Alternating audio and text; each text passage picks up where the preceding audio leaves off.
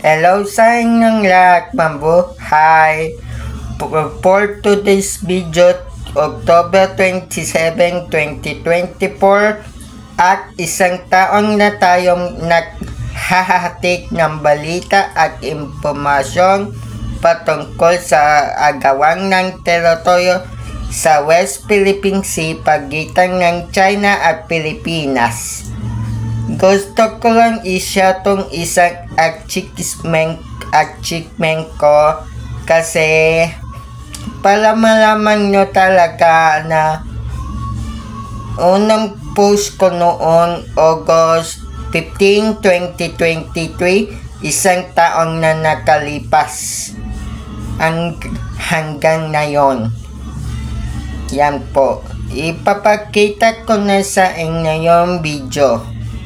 Maraming salamat sa suporta.